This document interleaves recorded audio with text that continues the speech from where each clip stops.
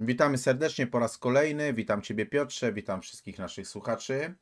Witam, Cieszę witam. się, cieszę się, że jeszcze macie nerwy, żeby nas słuchać. Natomiast dzisiaj porozmawiamy sobie troszeczkę o broni atomowej, o UFO, jakie to ma związki, jak to się ma do siebie razem. I wiesz, chciałbym zapytać Cię o taką jedną rzecz, bo ostatnio ukazało się takie opracowanie wiążące pewne anomalie astronomiczne z aktywnością UFO. I w tym przypadku tą kluczową postacią była Beatrice Villarroel. O co w ogóle w tych badaniach chodzi?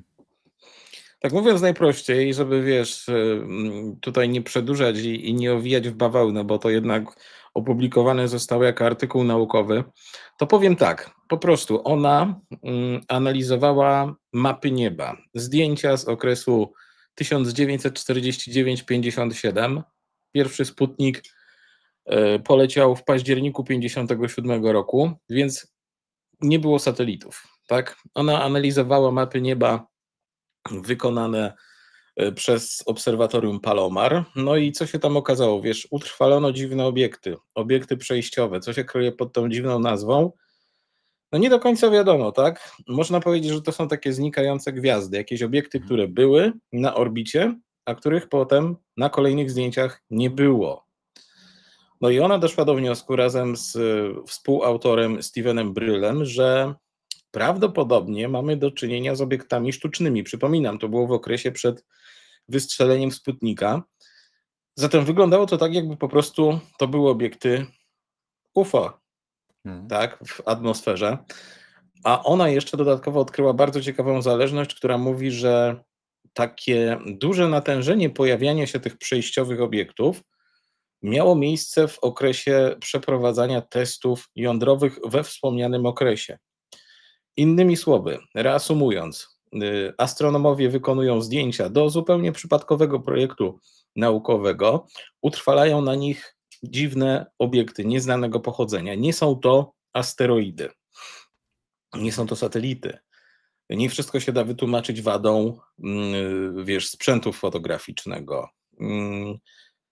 I te obiekty pojawiają się w momencie, kiedy, znaczy z większą częstotliwością się pojawiają w okresie, kiedy dokonywane są próby jądrowe. Zazwyczaj w okresie jednego dnia po, jednego przed, te obiekty są.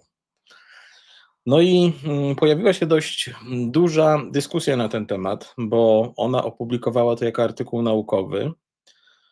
Ta jej hipoteza będzie poddawana dodatkowym testom, ale wynika z tego i mówi się o tym wprost, że jest to tak jakby, nie wiem czy to jest potwierdzenie, natomiast jest to bardzo ciekawy głos w dyskusji o tym, że coś jednak jest jakaś zależność jest między manifestacjami UFO a atomem, tak, a próbami jądrowymi, bo przecież powtarza się jak mantrę od kilkudziesięciu lat, że to UFO aktywowało się de facto w momencie, kiedy ludzkość odkryła broń jądrową, broń masowego rażenia.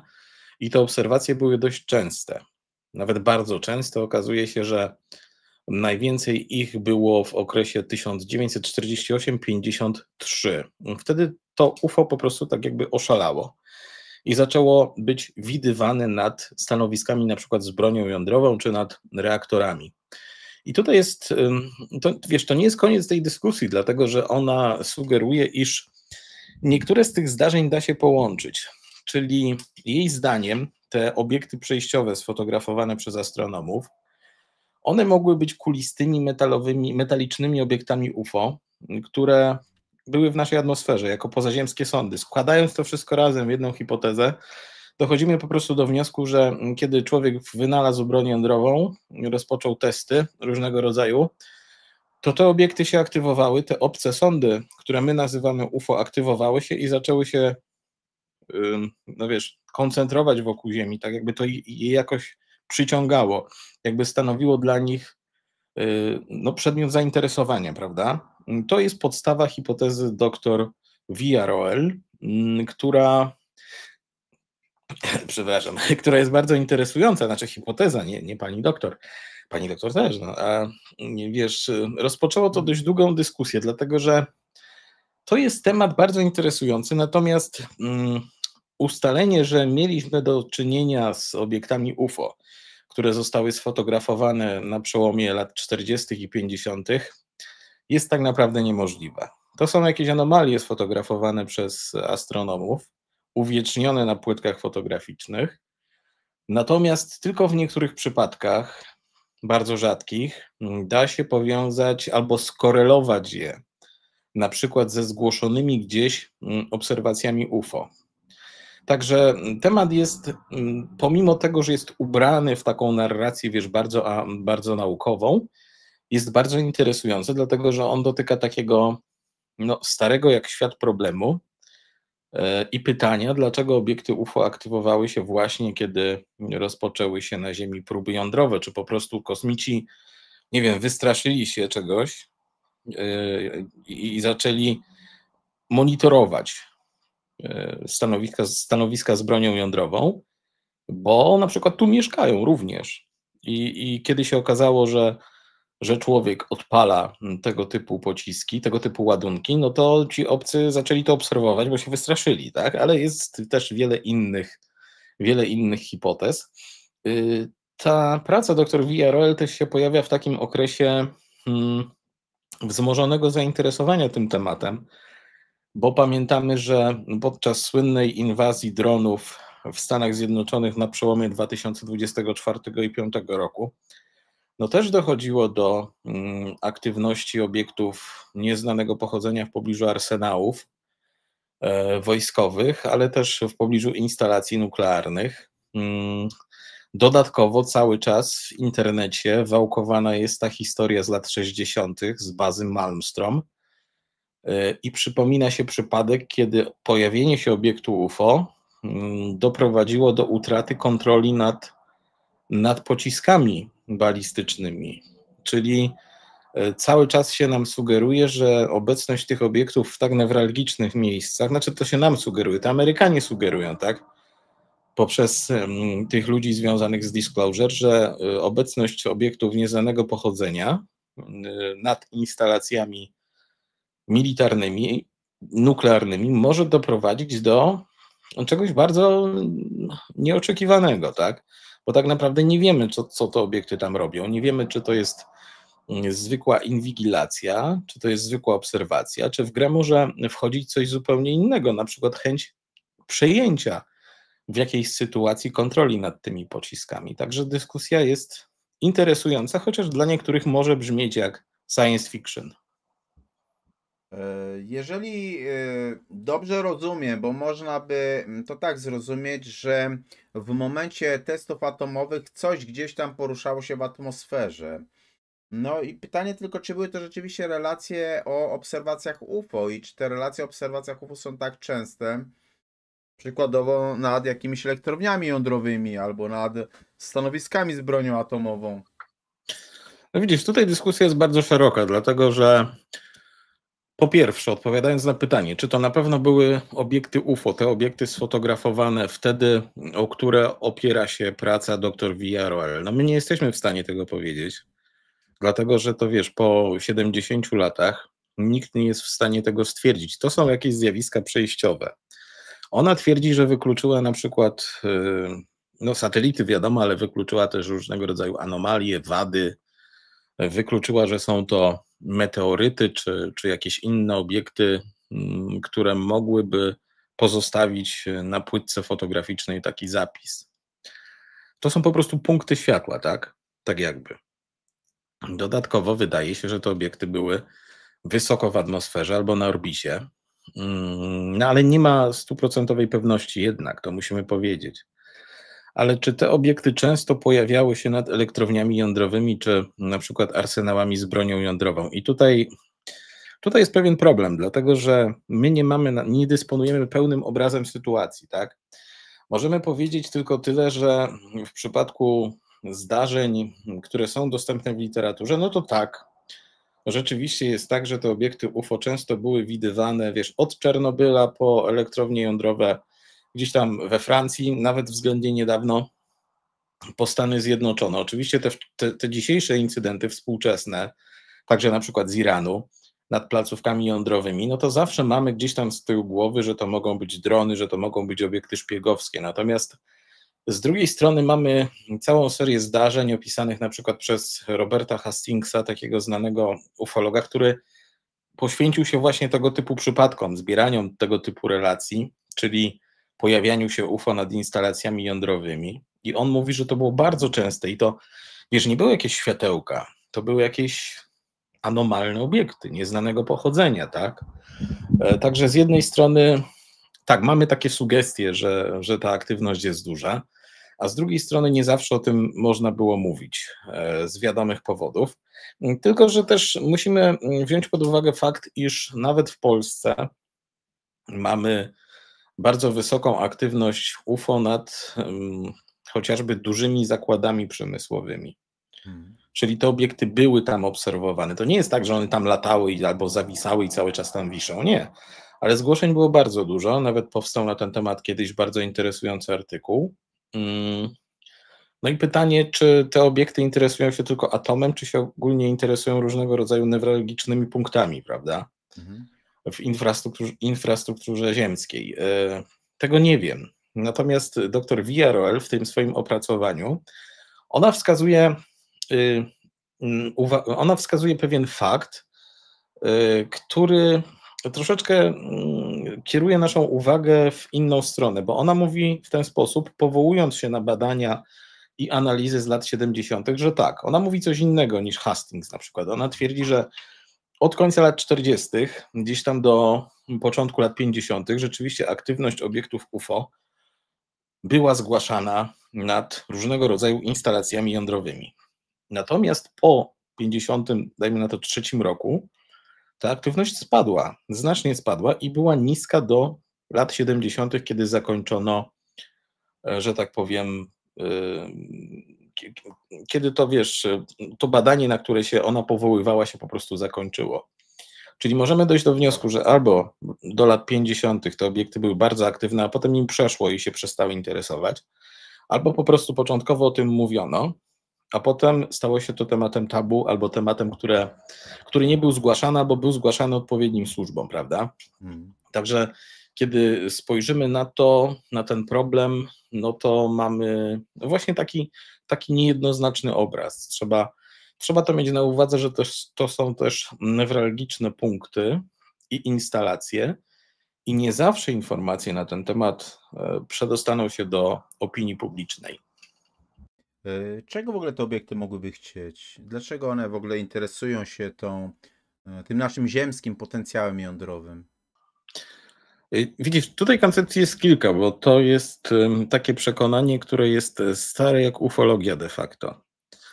Bo już w tych wczesnych publikacjach z lat 50. zauważono, że musi być jakiś związek między tym nagłym, częstym pojawianiem się latających talerzy w drugiej połowie lat 40., a działalnością związaną z różnego rodzaju projektami jądrowymi na świecie. No bo wcześniej, UFO też było wcześniej, bo są relacje mówiące, że takie obiekty przed wojną, czy nawet bardzo dawno temu, wieki temu były. Natomiast coś sprawiło, że te fale, jedna po drugiej, od 47 roku, chociaż tak naprawdę wcześniej, pojawiały się. To tak jakby, wiesz, ktoś strzelił atomówką i to UFO wypłoszył i one tak nagle zaczęły krążyć. No i hipotez jest mnóstwo. Oczywiście. Ta najpopularniejsza taki stereotyp, mówi o tym, że ludzie stworzyli broń jądrową, dlatego ta inteligencja, która gdzieś nad nami jest, która kieruje zjawiskiem UFO, ona pomiarkowała to, zorientowała się, że mamy broń masowego rażenia, no i zaczęła nas obserwować baczniej. W jakim celu? No może takim celu, że jeżeli doszłoby, tak niektórzy sądzą, do wojny nuklearnej, to obcy by wkroczyli, tak, i by wszystko posprzątali, doprowadziliby do porządku. No z drugiej strony tyle testów jądrowych na świecie było i nic się nie stało, tak, nie widzieliśmy, żeby obcy w jakiś sposób zapobiegli tego typu wybuchom, a były one szkodliwe, nawet dla środowiska. Także ta hipoteza, nie wydaje mi się zbyt realna. Hipoteza numer 2 mówi, że mm, to są kryptoziemianie, te obiekty. To po prostu są sondy albo jakieś pojazdy jakichś istot, które mieszkają z nami na Ziemi. I kiedy doszło do tych testów jądrowych, to te istoty się wystraszyły, że my zniszczymy nie tylko swoją planetę, ale też ich planetę jednocześnie, czyli Ziemię. Dodatkowo pojawiła się w rękach człowieka broń, dzięki której człowiek mógłby takich kryptoziemian przepłoszyć z tej planety. Stąd też ich, że tak powiem, paniczna reakcja po pierwszych próbach jądrowych i później, tak? No i kolejna opcja, taka blisko związana z tym, co mówi dr Villarroel, odnosi się do tego, że to są sondy obcych, może nawet robotyczne sondy wyposażone w sztuczną inteligencję, których zadaniem jest obserwacja naszej planety, działalności człowieka i tak dalej. I może one po prostu tylko i wyłącznie zbierają dane, Hmm. obserwują, patrzą, mierzą, tak. To jest ich główne zadanie. Nie ma tutaj jakiegoś konkretnego celu, albo takiego celu, który jest obliczony na wejście z nami w jakieś interakcje, czy zniwelowanie naszych działań. Także tak to wygląda, ale chociaż to wszystko są stereotypy, bo nikt nie wie, jak jest naprawdę, Mhm. to bardzo mocno w świadomości wielu osób jest zakorzenione to, że to UFO z atomem jest w jakiś sposób powiązane. No są też tacy, którzy mówią, że oni czerpią w ten sposób jakoś energię, tak, w sposób, którego my nie rozumiemy. To tych koncepcji jest też więcej, że tam, wiesz, wybuch atomowy wyzwolił jakąś falę w kosmosie, która do nas ściągnęła istoty nie z tego świata i tak dalej. Także tak to wygląda i muszę powiedzieć, że to jest jeden ze starszych takich stereotypów, jeżeli chodzi o historię ufologii. Mhm. E, Jeżeli założymy teoretycznie, że UFO interesuje się atomem i skoro być może dba o to, żebyśmy się jakoś tam nie unicestwili, no to dlaczego tak naprawdę nie ingerowali podczas zrzutów w Hiroshimie i Nagasaki?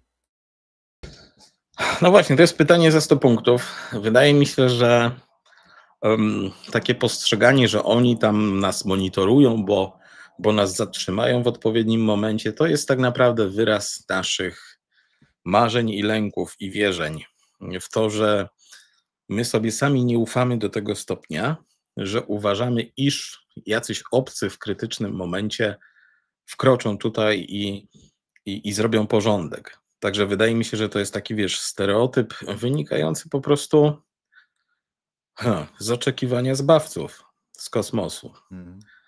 A wynikający też z tego, że nie wierzymy sami w to, że postęp naukowy jest w stanie przynieść coś dobrego, że idzie raczej w kierunku unicestwienia i zbrojeń, aniżeli w stronę jakiegoś większego dobra. Także wiesz, rzeczywiście niektórzy wskazują, no skoro oni nie ingerowali w Hiroshimie, no to jak zaingerują na wypadek wojny jądrowej? No ale jest też kontrteoria dotycząca Czarnobyla. To jest jedna też z takich legend ufologicznych, oczywiście nie podpartych niczym w żaden sposób, ale bardzo popularne są opowieści mówiące o tym, że w Czarnobylu było obserwowane UFO w momencie pożaru, w momencie wybuchu.